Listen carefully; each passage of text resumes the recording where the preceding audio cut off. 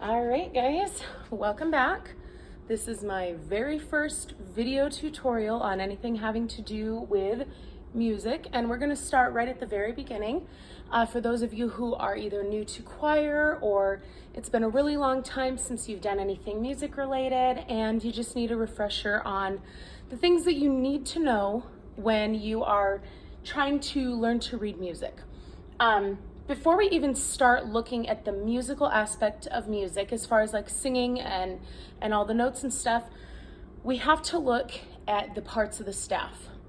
The musical staff gives us a roadmap to knowing what notes we need to sing in the music, the relationships between the notes, and all the things that we need to know. So we're just going to start at the very beginning. If you already know all of this stuff and you're 100% certain I'm not going to teach you anything new, go ahead and skip to the next video.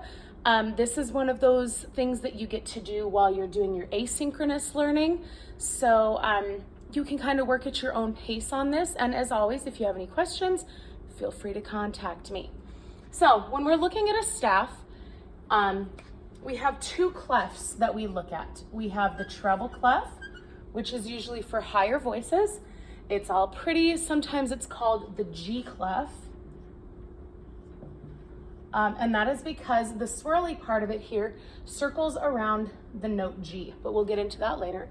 And then we also have the bass clef. Bass clef tends to be for the lower voices. When you tie these together using this pretty bracket, we call that the grand staff. So in choral singing, if you're in an all-women's choir, you're probably not going to have to deal with this very much with the bass clef. Women typically all sing up on the treble clef. Sometimes if you're an awesome chick and you want to check out the tenor line, tenors will either use the treble clef or the bass clef. So tenors, sorry, you got to learn both of them. And it's actually good for everybody to just know the notes of all the of both of the staffs or both of the clefs. So these are tied together by one note right here in the middle, and that's middle C. And we'll talk about that a little bit later when we get into note names and stuff. But understand that there's no disconnect if you start way down here on the bass clef and go all the way up in here. This high C on the bass clef is the same as this lower C in the treble clef. It's called middle C for a reason. And when you have these two, and I know it's difficult because of this extra space in here, but if you imagine one more line here, so we'd have B right above here, and then C, and then D would be our connecting note there. So these are all connected together. It just becomes a lot of chaos to read if we didn't have them separated into the two clefs. So that's what you need to know about that. Oh boy, looks like I lost my stuff. Anyway, so we'll continue on here. I've made a little bit of a mess, but it's all right. So both of the staffs, whether you're looking at treble clef or bass clef, have 5 lines and 4 spaces. All right, so both of them have that. They have the equal number on both of them. That doesn't change. It kind of creates a little bit of a sense of unity. Right now, I'm going to focus on the treble clef, just because it's the one that most of you will eventually have to read at one point or another. So when we start looking at a piece of music, we always start at the clefs, and then what comes in next? We get our key signature. If you don't have any sharps or flats here, then the key is in C. I will have another lesson on key signatures later, but right now we're just gonna put in 1 sharp here and 1 sharp here for our key signature.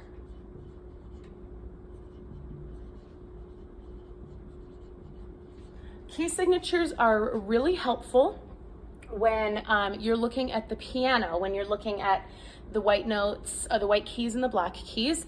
The key signature will tell you if you have any accidentals, which means you're going to play some of the black keys.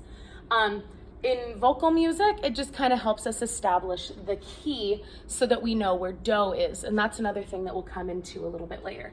After that, we have the time signature, and we're going to start really easy here and go 4/4 on our time signature. 4/4 is our most common time signature out there, and the time signature tells us, sorry, I cannot write and talk at the same time, tells us the beats in the measure and what kind of note gets the beat. So that way you can keep your beat, whether it's 1, 2, 3, 4, or 1, 2, 3, or maybe we get fancy and we go 1, 2, 3, 4, 5, 6. So all of these things are our roadmap for reading a piece of music. You have to know what this stuff means in order to be really effective in your singing. After that, you start to get into the fun stuff when we actually start singing notes. You'll have different kinds of notes. I'm just putting a do up there right now. 1 sharp means key of G. So G would be do. A lot of the times, not all the times, but a lot of the times, a piece of music will usually start on do or a member of that triad. And we'll get into that stuff later. That's getting pretty technical. Sometimes it'll start on sol. Maybe you'll start on mi. Who knows? So it's kind of fun. In addition to notes, you will have rests for sure.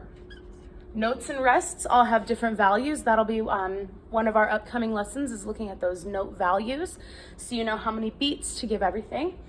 And then we're going to see these things. These are bar lines. Bar lines are directly related to our time signature. Time signature 4/4.